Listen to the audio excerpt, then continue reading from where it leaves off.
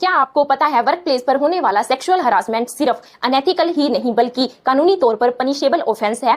इसके लिए भारत सरकार ने एक स्पेशल लॉ बनाया है, पोस एक्ट यानी prevention of sexual harassment at work place act 2013। लेकिन जुलाई 2025 में बॉम्बे हाई कोर्ट ने एक नया फैसला दिया जिसने कई नए सवाल खड़े किए हैं। तो चलिए जानते हैं ये फैसला क्या है और इसके क्या नतीजे हो सकते हैं। Hello friends, welcome back to my channel. आज हम बात करेंगे पोस्ट एक्ट के बारे में। यह कानून महिलाओं की डिग्निटी और सेफ्टी को वर्क प्लेस पर प्रोटेक्ट करने के लिए बनाया गया है। चलिए इसे स्टेप बाय स्टेप आसान भाषा में समझते हैं।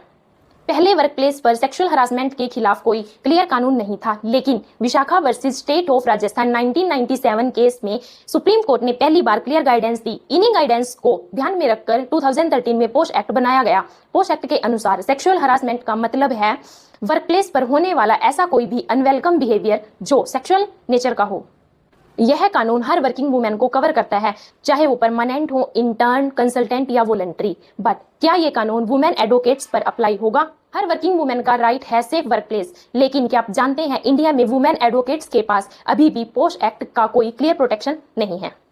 बॉम्बे हाई कोर्ट ने जुलाई 2025 में बोला कि पोस्ट एक्ट सिर्फ वहां अप्लाई होगा जहां एम्प्लॉयर और एम्प्लॉय का रिलेशन है, लेकिन वकील और बार काउंसिल के बीच ऐसा कोई रिलेशन नहीं होता। इसलिए बॉम्बे हाई कोर्ट ने कहा कि वुमेन एडवोकेट्स पर पोस्ट एक्ट सीधे लागू नहीं होगा। हाई कोर्ट ने सजेस्ट किया कि अगर किसी भी वुमेन एडवोकेट्स को उनके साथी वकीलों द्वारा मिसबिहेव झेलना पड़े तो वो एडवोकेट्स एक्ट 1961 के सेक्शन 35 के थ्रू हैंडल किया जा सकता है। ये सेक्शन स्पेशली प्रोफेशनल मिसकंडक्ट के केसेस को डील करता है।